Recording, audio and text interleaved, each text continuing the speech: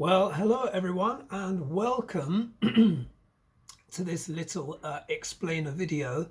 And this is just something I think I'll probably post it on my website, but I will definitely have this. I'll email this as a link to all of my clients, just as a part of helping you prepare and get ready for the consultation, but also as well, just so that I just don't have to keep repeating myself because I keep saying the same things over and over. So I'm going to tell you a bit about the planets and how they work and what they represent in your chart. Okay, so I want you to imagine that it is Oscars night. Yeah, it's Oscars night, and what do you have? You have the red carpet.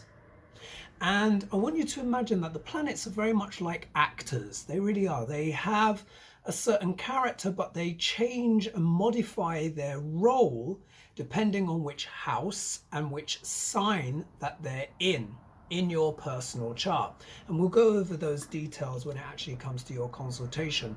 But just so that you get the idea correct about the basic principles of the planets, when you watch this video, it means we'll be able to go straight into the consultation rather than me absolutely explaining everything from scratch. Okay, so planet, red carpet, Hollywood night. Two groups of planets and slightly two dodgy ones in the middle, and I'll explain. So the first group is made up of the Sun, the Moon, Mars, and Jupiter. Yeah, 4 planets there. They're all friends. They all like to hang out together, and they all do well in each other's signs.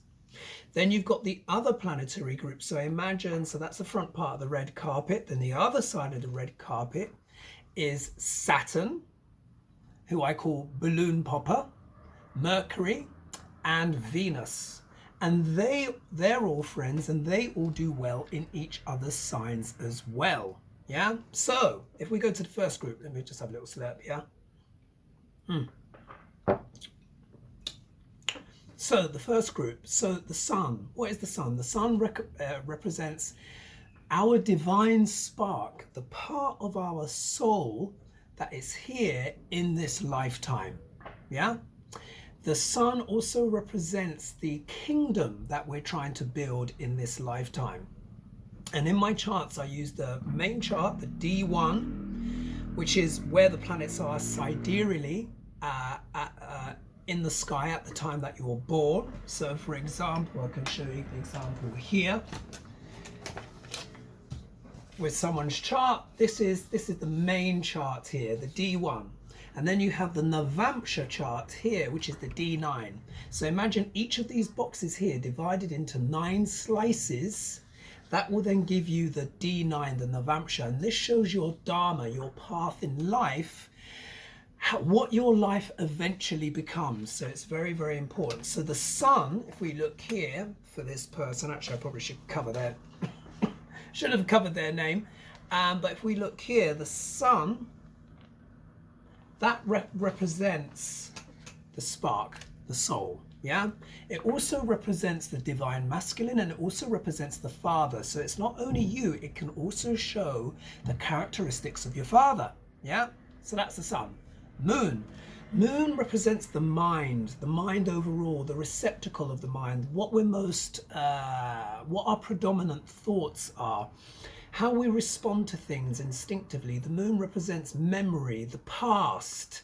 If the moon were a season or holiday, she would be Thanksgiving. Yeah, and this is of course very familiar for my American clients as well. You know, and I use that example also as well for Canadians too. It also resonates strongly, and of course in the UK, much of the world knows about Thanksgiving. So the moon is about nurturing, hospitality, how we get our needs met. But sometimes the moon can be very tricky because the moon is also very fickle, and it also depends who she's with. Yeah, because the moon has an arch enemy, which I will reveal in a minute. And if she's in that enemy's signs or with her enemy, that can really affect the moon. So that's the moon. And the moon is the divine feminine. The moon is the queen of the chart. The Sun is the king. And the moon is also the mother. So depending on where your moon is, that will also imply certain characteristics about your mother. Yeah. Then we have Jupiter. Jupiter is the guru, expansion, knowledge, children, wealth, higher philosophies and understanding. He's the advisor to the king and queen. Yeah. So this is like the royal court. The downside, though, of Jupiter is delusion and greed. Yeah. But again, that depends on which sign that he's in. When he's in his friendly signs, his own sign or signs of his friends, which of course the Sun, Moon and Mars, then Jupiter does very well. In other signs of his enemies, not so good. But again, it all depends. And then also in this section is Mars. And Mars is the general, the warrior. Mars shows us our passion, what we're prepared to fight for. Yes, Mars on the negative side does represent things like violence and aggression and weapons and sharp objects. But on his positive side, he can show strategy, strength, determination, endurance, can show strategy and medicine and surgery. Yeah. But his primary role is to defend the kingdom. So really, Mars is about self-defense and how passionately we go after things. So they're sort of like part of the royal camp in a way, although Mars is not that royal, but you get what I mean.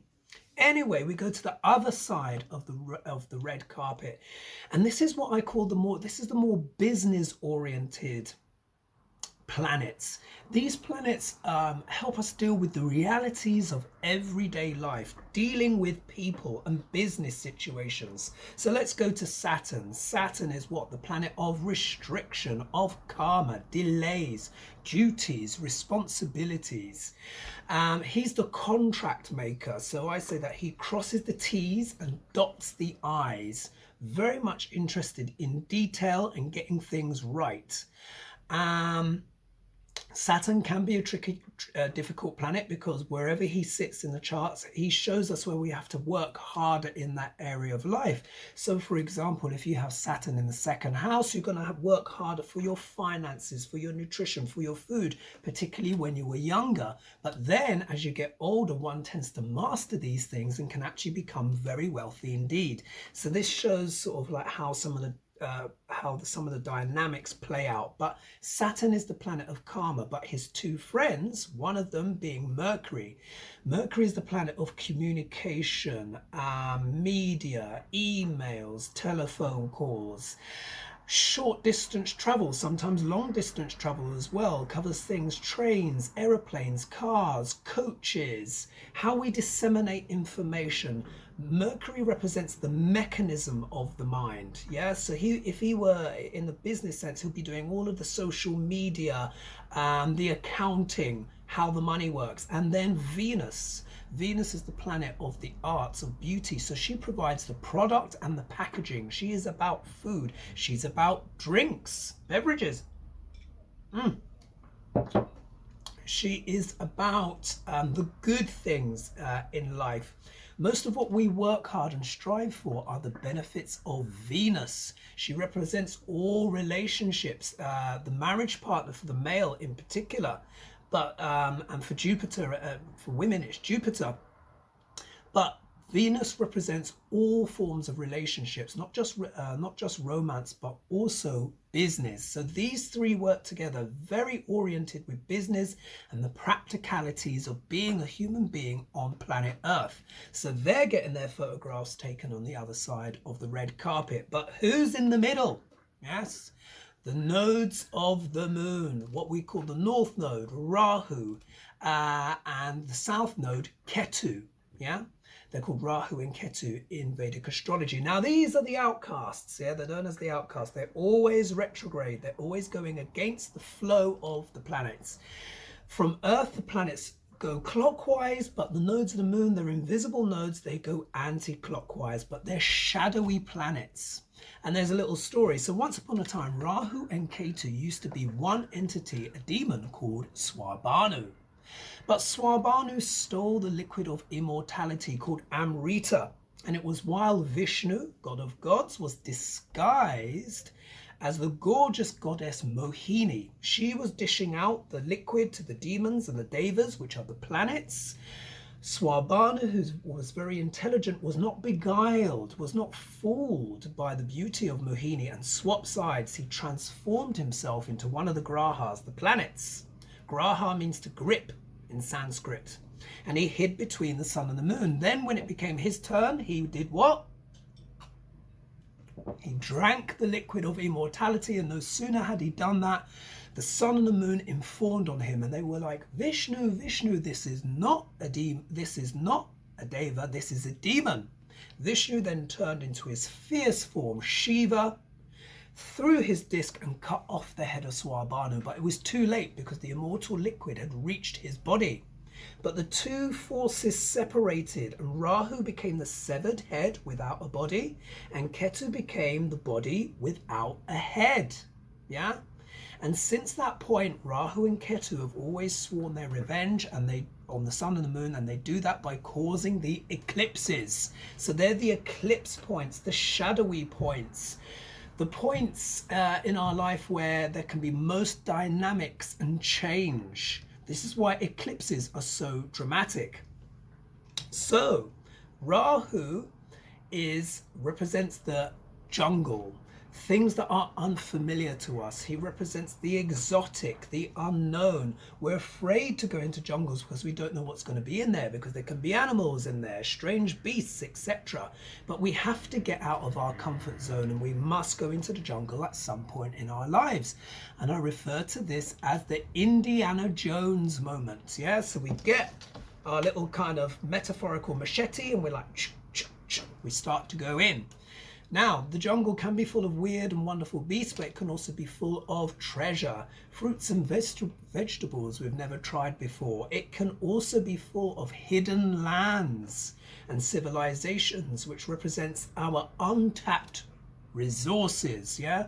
So my nickname for Rahu is Gobble Gobble. Yeah, so wherever Gobble Gobble is in your chart, you want more of that thing, you need more of that thing, you may be obsessed with that thing, and it's going to bring you some kind of gratification here in this material world. But we must be careful, because Rahu can also deal a lot with illusions. Now, let's move to Ketu.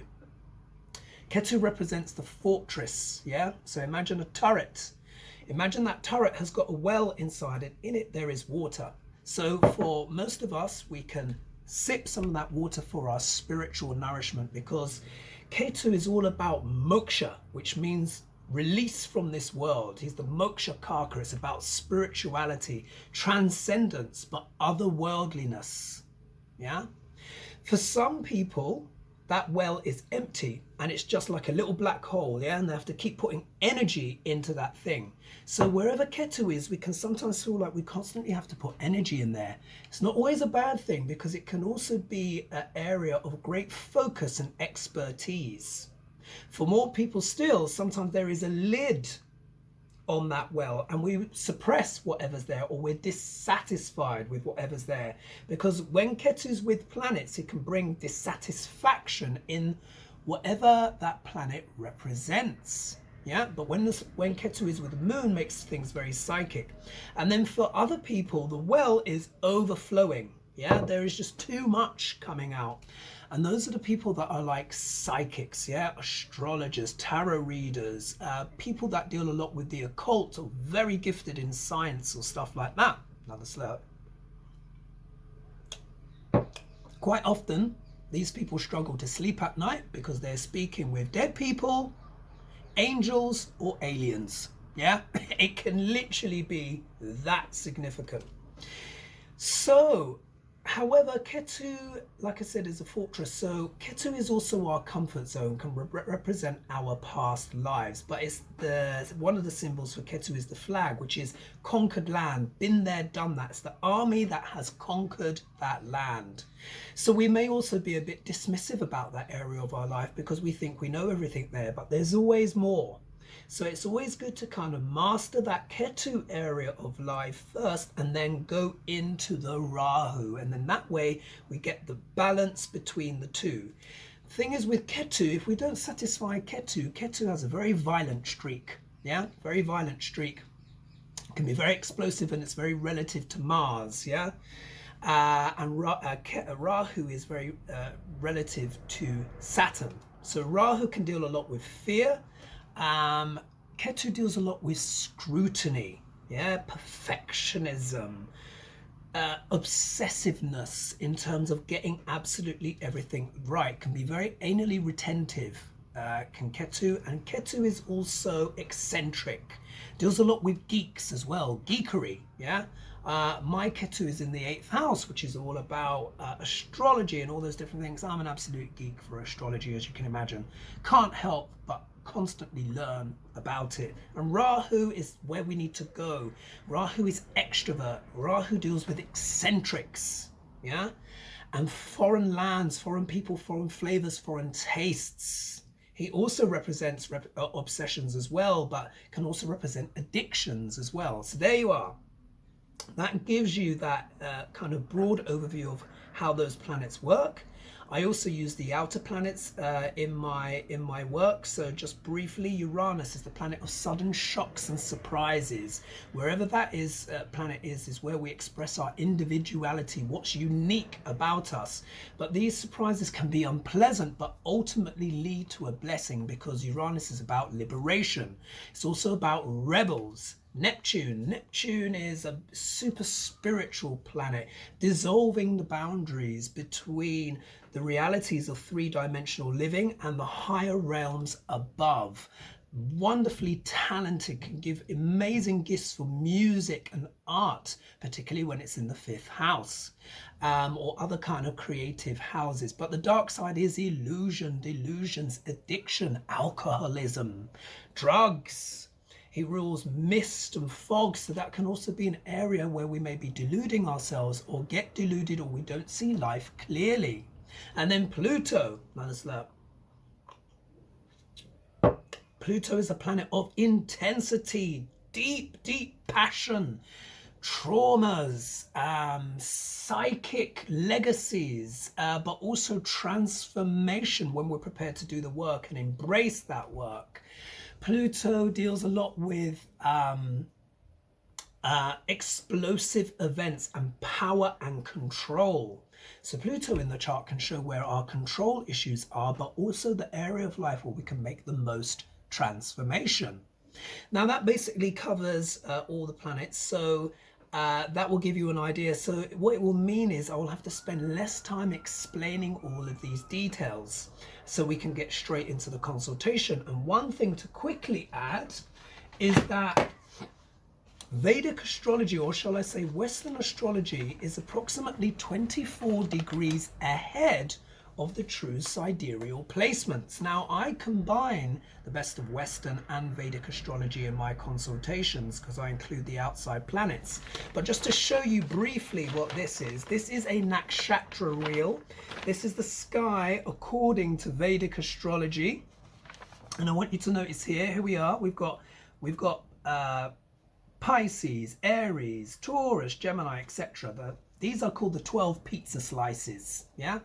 These are the 12 inner, like the 12 signs of the zodiac. And then here we see there are 27 what are called lunar mansions or nakshatras. And the moon spends approximately 1 day in each nakshatra, yeah?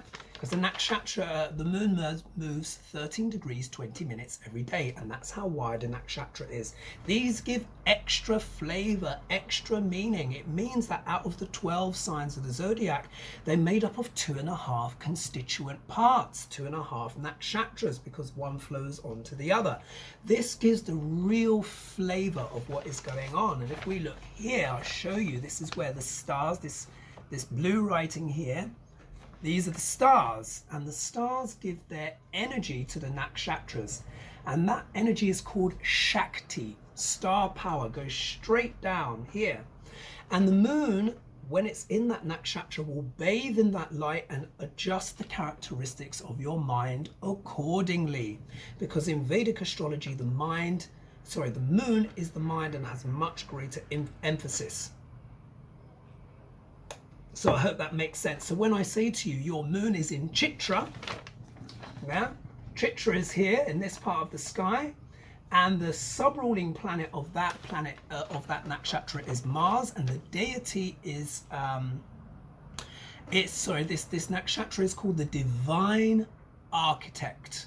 Yeah, so that means all those people who have got planets in this nakshatra, particularly the moon, will be interested in building things that are beautiful and practical. All of this will be explained in your consultation. So just to kind of like round up, the stars, these blue coordinates here, they are actually slowly moving. They are moving backwards by 1 degree every 72 years, which means every 2,400 years, the whole sky moves backwards by 1 whole sign. This is why we're going from the age of Pisces into Aquarius, and not Aquarius into Pisces as we perceive the sky here on planet Earth. Make sense? Yeah? The sky and the nodes are always moving backwards. The planets are always moving forwards clockwise, yeah, in the sky. So what does that mean? In the West, in Western astrology, it's pitched itself to a period in time in humanity approximately around about the fall of Rome, which was around about 400 AD when the Visigoths came down and sacked Rome and the popes had to flee. Western astrology is a combination of Hellenistic, Greek astrology, and Zoroastrian, Persian astrology. It's a blending of the two. And there was a consensus reached around about the fall of Rome, possibly in Byzantium, where astrologers thought, aha, this would be the place. Also as well, there's the Arabic aspects as well to Western tropical astrology as well. It really is a blending of several different cultures. Now, what this means is that technically Western astrology is 24 degrees ahead of the sidereal placements, because since 400 AD, as you can imagine, the stars have moved backwards. This is why when you have a consultation with me, I will be reading from the sign before yours. And when I actually start doing your consultation, you're going to think, oh, actually, you know what? That makes a lot of sense. Western astrology still works, but it's more psychodynamic. Vedic astrology shows you who turns up on the doorstep. Yeah, it can be very practical, but so can Western. They both work. But you will find when you have a Vedic consultation, you're going to find out even more about yourself and your family. So I hope that explains quite a lot. It saves me explaining it from scratch. Obviously, I'll cover details in the consultation, but I want you to watch this video before my consultations, just so that you're primed and ready, and then we can just dive straight into the chart without me spending all this time, like I just have now, explaining to you what the planets are and what they do. So I hope that was good for you, and I look forward to providing your consultation. Thanks so much.